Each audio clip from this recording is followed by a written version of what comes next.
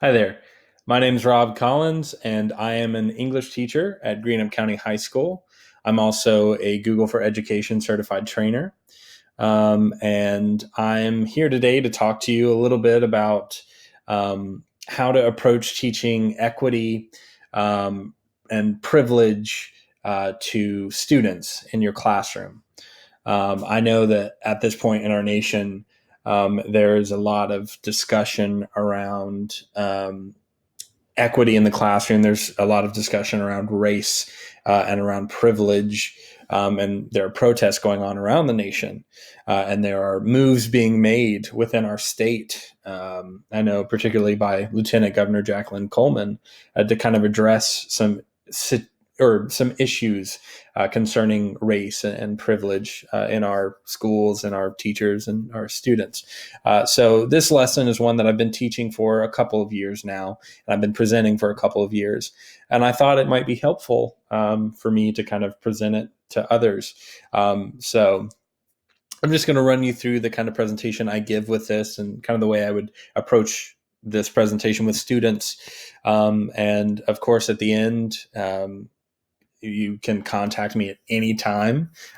Twitter is a good resource to contact me at Mr. Collins GCHS. I can provide this and any other materials I have to you. So from this point on, I'm going to kind of run through as though I was presenting this to my classes. So I prefer interaction and discussion. Obviously, we can't do that considering this is just a recording. But I will present some discussion questions, and I'm absolutely 100% open to any communication that you might have after watching this. So let's start. With my students, I think it's good to start with definitions concerning the vocabulary surrounding kind of social justice and surrounding privilege and equity and things like this. So we'll start off with equity, which is just the quality of being fair, being impartial and just. I love that word, just, and the concept of justice, doing what is right. Inequality is a lack of equality, the differences in circumstances, in opportunities, etc.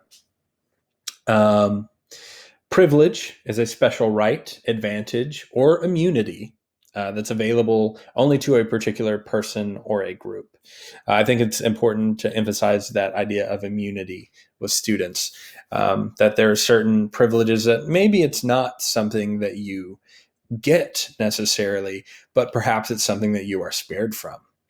White privilege, of course, is the societal advantages and immunities granted to people whom society perceives as white. So let's continue with definitions. Bias is a prejudice in favor of or against one thing, a person or a group, compared with another way or another in an unfair way. Racism, of course, is the prejudice, the discrimination or antagonism against someone of a different race because of the belief that your own race is superior. So the important question is, why discuss issues of equality, of privilege, and racism in the classroom? Well, a couple reasons. You empower your students to promote fairness and justice when you discuss these things with them in their classrooms, in their families, in their communities, and in their own lives. These discussions result in the personal growth of your students and of yourself. You provide students with the skills to think critically, to problem solve, and with the ability to find strength in diversity. So these discussions are not easy. They are difficult. They engender passions in students and on various ends of the spectrum. But they are quality, and they provide that opportunity to think critically and to really engage with ideas, both insular ideas and those from the world around them. The next reason that we should talk about this in the classroom, you provide guidance for difficult topics and discussions, and it's in a safe, controlled environment with intellectual integrity. So these sorts of discussions are not easy to have, with the public at large or on Facebook. In fact, they almost always devolve into some pretty acrimonious kind of name calling.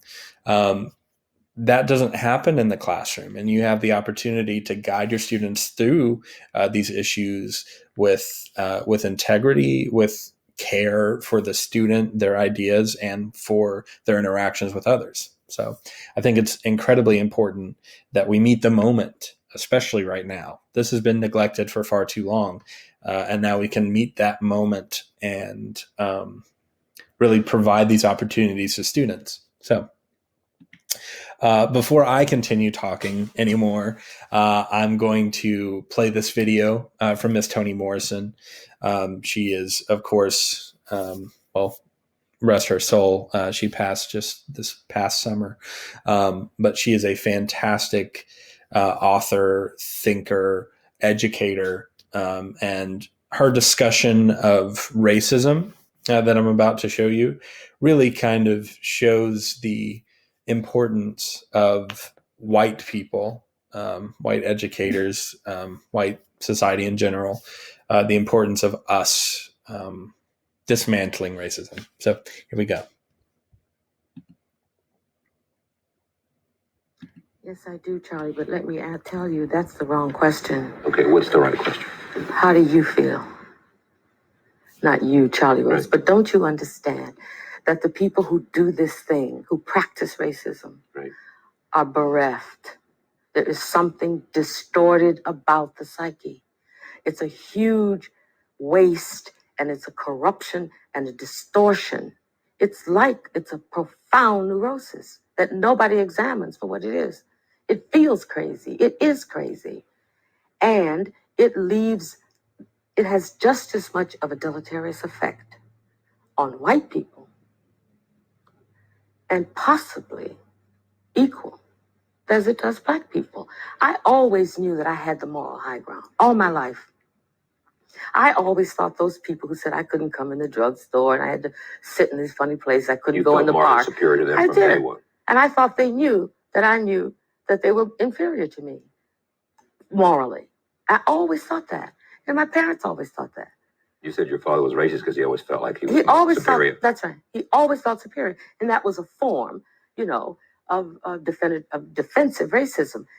But if the racist white person, I don't mean the person who is examining his consciousness and so on, doesn't understand that he or she is also a race, it's also constructed, it's also made, and it also has some kind of serviceability. But when you take it away, I take your race away. And there you are, all strung out, and all you got is your little self. And what is that? What are you without racism? Are you any good? Are you still strong? You still smart? You still like yourself? I mean, these are the questions. It's part of it is, yes, the victim, how terrible it has been for black people. You don't like that. I'm not a victim. I refuse to be one. And the victim is the other person who is morally inferior. And that's a serious question. On to of course. Racism if you have the whole, that's for right. his or her own self-esteem and definition. If you can only be tall because somebody's on their knees, then you have a serious problem. And my feeling is white people have a very, very serious problem. And they should start thinking about what they can do about it. Take me out of it. Then give white people some free advice. They're all in my books. And the advice is? Okay, let's discuss. So I think Ms. Morrison's words are really powerful and really important. And I can attest, I have shown this video to students, and it really gets them thinking. And we have had a bountiful classroom discussion based off that video. But I think some of the key takeaways are, one, that white people and white educators and those of us in positions of power in society should take on racism. It is also our burden to bear and to confront. And she says, in fact, that racism has just as much of a deleterious effect on white people, um, uh, and possibly equal as it does people of color. And she also says, I think quite powerfully, take me out of it. This issue of, if you can only be tall because somebody else is on their knees, that's your issue. Meaning white people, people who are experiencing racism and not thinking about their biases, whether implicit or explicit biases. So that's a very powerful video, and I wanted to share it and kind of offer some of those questions. And I know that when I first watched that video, it's been a couple of summers ago now, I really felt kind of convicted by it, like that I need to do more work in order to combat racism in my community, in my life, in my school, et cetera, et cetera. So now we move on to the issue of privilege with Trashketball. Okay. Now, unfortunately, because of the constraints of my screen, I don't think I can really show you Trashketball in action, but I can explain it to you. It's an incredibly easy, incredibly fun activity. So Trashketball. The idea behind Trashketball is that it simulates the experience of privilege. And what you do is you get a trash can, and you take that trash can, and each student gets a piece of paper, maybe two pieces of paper, but you have them wad up that paper into a ball, and then you have them hold on to it. And you take that trash can and say, hey, we're going to play this game. We're going to play Trashketball. Whoever makes it in gets a prize. I know that I said whoever made it in would get like a small Kit Kat or something like that, or you might offer bonus points, but you offer a prize there. And then what you do is you take your trash can and you put it next to a student, maybe a student in the front row on the left side. You put it right in front of that student and you say, we're going to play Trashketball. You must take your shot from wherever you are. So obviously, the student closer to the trash can is going to make their shot. And they're going to get all the rewards associated with making that particular shot. And students, particularly since we've watched the Toni Morrison video, we've discussed the definition of bias, of equity, of privilege. Some of them will pick up on it. But you have them play, and they notice the unfairness. They notice the difference in starting lines, really, for the students, closer to.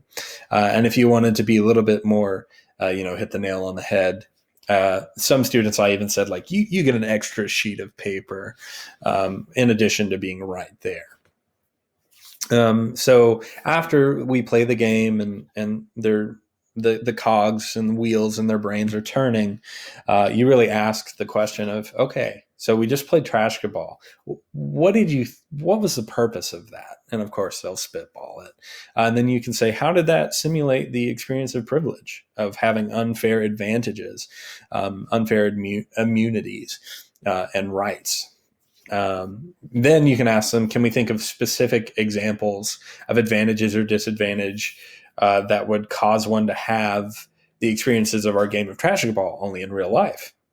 And in that case, the answers are, of course, someone who's born maybe in a higher tax bracket, maybe somebody who's born, with both parents that are married. Statistically, their outcomes are going to be better, at least economically and academically, right?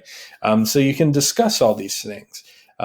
So what experiences in life cause this disparity? And of course, one of those questions is, or one of those answers is racism and the experience of racism and the experience of poverty. And there are various intersecting conditions that kind of simulate that Trashketball experience, but in people's real daily lives. Another important question, I think, is can everyone achieve the goal? Yes or no? And the answer, of course, is yes.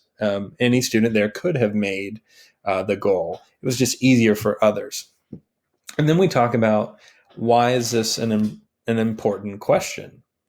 And I believe it's important because in some ways, the fact that everyone can reach the goal is used as a deflection for the difficulty of some making the goal while others have the much easier experience, right? So that's a common deflection of saying like, well, everyone can do it. I mean, you just got to work hard. You just got to have grit based on your circumstances.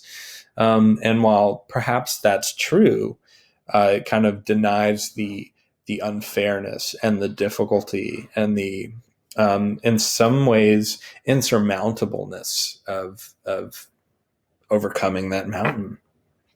So then we move on to a discussion of white privilege. And I always think in some ways dichotomies are helpful. So I start off this discussion actually saying what white privilege is not. I teach in a school that is majority white, overwhelming majority white students. So discussions of white privilege with white students, particularly white students who have experienced difficulties in their lives, whether it be from, economic uncertainty, whether it be because of familial issues, or maybe various types of epidemics in their communities. White privilege, it's hard to say to a student, you have this privilege, particularly students who have struggled. But I'll get to that in a moment. So what white privilege is not. It's not the assertion that everything a white person has accomplished is unearned. It's not that. It's not saying what white people have, they don't deserve. That's not what white privilege is. It's just saying that you need to think of the built-in advantage you've had as being a white person. Many people work incredibly hard to accomplish their goals and to achieve. White privilege simply affords fewer obstacles. And I tell students that, and I provide my own example. Will be my 6th year teaching. And from the time I started preschool all the way up until my 6th year of teaching, I have been in school. I've been in college. I've been working, my jobs and my career and pursuing degrees and teaching. I've worked hard to kind of reach the point I am as an educator who loves his job and loves his school. And I've earned my degrees and I've earned my position. But I haven't experienced the difficulties that some other people have. And in particular, I have never had to deal with the stress of racism or the bias and prejudice that comes with the color of my skin. Which gets us to the next point, that white privilege is not the suggestion that white people have never struggled. Many white people don't enjoy the advantages of relative affluence, of wealth, of family structure, of food security, particularly in our area, the area I teach in. I know that this is the case, that we have many children, many students who struggle daily. So the question is, how do we approach conversations with these students who don't feel privileged? They don't feel that privilege because they've had significant difficulties in their lives. And the kind of answer to that is you must... Sorry, receiving a call.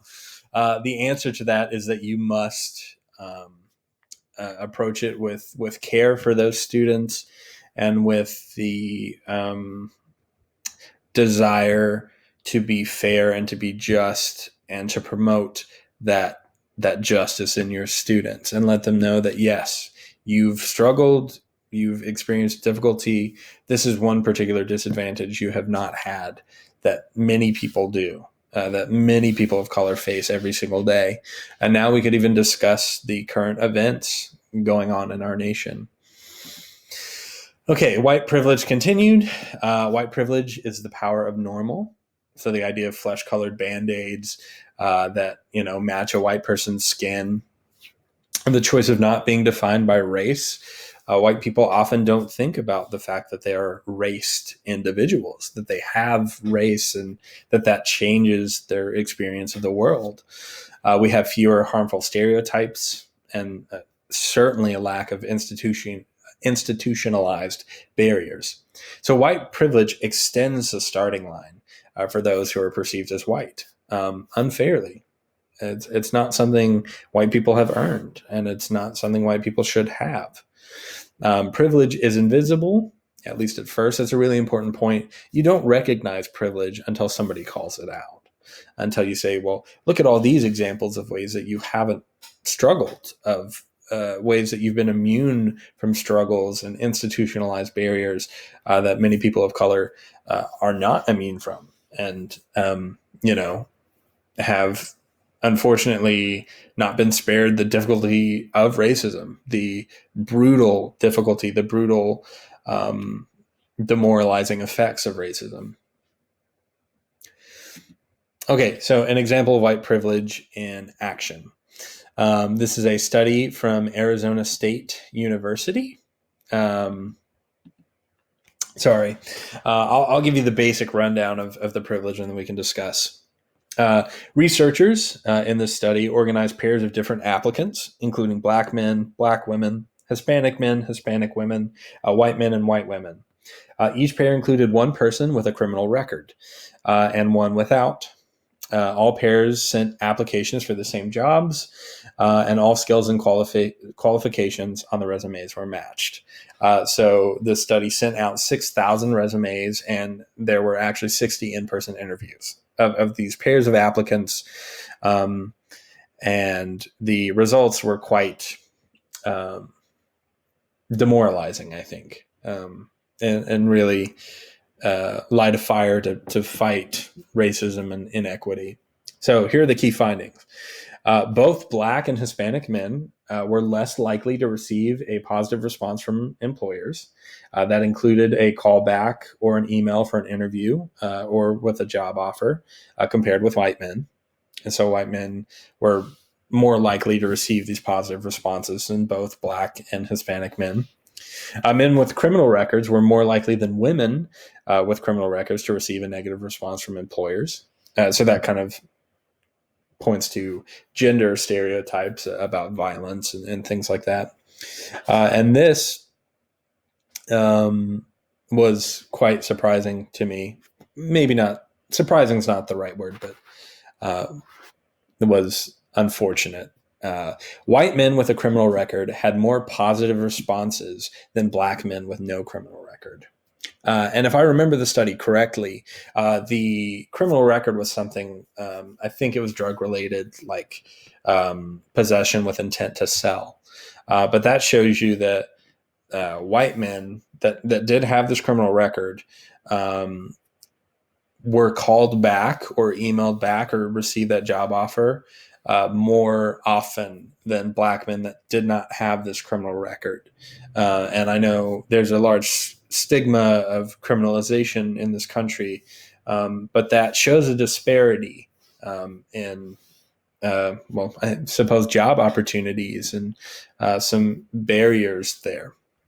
So that's a study I like to show my students and to give them some concrete examples of sociological data and information that they can kind of break down. I also show this to other educators because I think it's important, especially for white educators who these issues might be invisible to. So notes on white privilege for teaching to your students. It's an incredibly difficult topic. Students will push back, especially students who have struggled. You must emphasize that recognizing privilege isn't an attack on your students. It's not an attack. You still love them to death.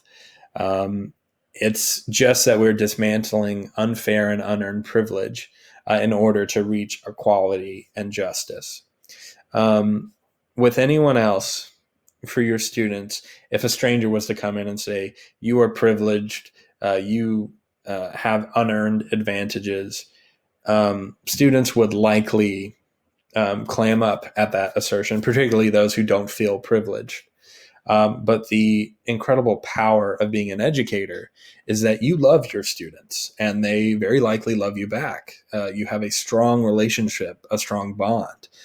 So when I discuss this with my students, it's not as though some stranger is coming into them and saying, look here, you haven't earned what you've got. You need to dismantle your privilege. What's happening is a trusted adult is walking them through a difficult concept, a difficult conversation, and saying unequivocally, I still respect you. I still want the best for you. I have all the dreams and aspirations in the world for you. And I believe you deserve everything you work for. But we need to recognize these unfair structures to work for equality. Because we don't just have white students, even in a school like mine that's majority white. We also have students of color who need to be privy to these conversations and need to see that their teachers, even their white teachers, are considering the ills of racism, the ills of unearned privilege, of systemic inequality. And that they're facing them head on, not just in themselves, but in the world around them and in their communities. It's vital and essential work. As Ms. Morrison said earlier, what are we going to do about the issues of racism, of systemic inequality? The first step to solving a problem is first recognizing that it exists. Privilege is often invisible, particularly because of social structures and kind of whiteness as being the default in our country and in much of the world, actually. So recognizing this exists, this is an issue, is how we combat that issue. Okay, so next, This is America. This was a video released by Childish Gambino, who is a R&B rap artist, and actually Donald Glover, his alter ego, I guess, is a fantastic comedian, an actor and writer. Anyway, this is a song that he released that discusses really the experience of America for people of color. It discusses police brutality, mass shootings, incarceration, et cetera, et cetera. So opening considerations. I'm sorry. Take a moment to consider what America is to you. So I asked this to my students. What is America to you? What are its key principles, key concepts? How would you define your concept of being American? I'm going to address that one minor typo. How would you define your concept of being American? So what are some key aspects of American life? How does your concept of Americanness differ from others? So maybe discuss in class, well, how is being American different to you? I know in my community, we have some students who are entrenched in farming culture and in agriculture. And their experience of being American is very much different than some of my students who are kind of living in the suburbs or living kind of in our small little cities. As we watch the video, and I do ask this to my students, be sure that you take notes of images that stand out to you. And then I do provide a content warning that the video does contain some sensitive and objectionable content. And then we watch the video. I will say there are some aspects of the video where I have to turn the volume down. There's one quick blurb where there's some cursing, which as an educator is up to you to let your students hear or not. I choose not to. I don't think it adds to the message in particular because it's an ad lib by an artist in the background. And there's some violent images, which I think are part of the message of the video. Because this video is probably around 4 to 5 minutes long, it is a song. I'm actually not going to show it. You may watch it on your own time and kind of consider it, but I do show this in class with some minor caveats on the editing that I do and what the students hear or see. But it is a video that is all about mass shootings, police brutality, discusses the history of minstrelsy, and doesn't discuss it, alludes to it. So it really tackles some of America's problems of um, racism and inequality, and some issues of police brutality. It has a very particular stance on that, which I know really matches the moment that we're in now, and highlights the discussion that our entire our entire nation is involved in. So after we watch it, we discuss, and then we talk about the images. We answer these opening consideration questions. So we've talked about our students' concepts of being American. What's being American to you? How does that differ from, Childish Gambino's view? And of course, the differences are quite stark, as our students typically, when they first hear this question, are very positive and very patriotic, which I love. And of course, I gravitate to those sorts of conversations, and I love their patriotism and their pride in their country. But then we also discuss with this is America video, the outlook is not all that positive. So what causes these distinct issues that Childish Gambino is discussing, and how does that mesh with your view of Americanness? It's a very fruitful conversation. It really discusses issues that are centered in race and privilege and structural barriers to people of color. And within the kind of broad purview of this lesson, it really kind of caps with a stark, really quality discussion and evaluation through art of these issues. After this, of course, I say final comments or questions. This is really when I'm presenting this in person with other educators. Of course, I can't quite do that right now. And then we go to the resources. This particular resource, if you just contact me at Mr. Collins GCHS on Twitter, or you email me at robert.collins@greenup.kyschools.us, then I can get this material to you. I would absolutely love to provide you with a copy of this particular presentation if you'd like to use it in your classroom, or maybe share it with other educators. I would also be more than willing to send you a professional development certificate for an hour of professional development. If you do watch this and you have any questions, just contact me at my Twitter address or my email, and I'll get that to you. Thank you so much for watching today. I know this has been a long video, and it's just been a lot of me talking, but I've really been thinking that this moment needs to be met with some intentional discussions of race and privilege, and white educators have a heavy burden. All educators, but white educators in particular, have a heavy burden to address white privilege and to work to dismantle racism and inequality. So thanks again. I hope you have a wonderful day.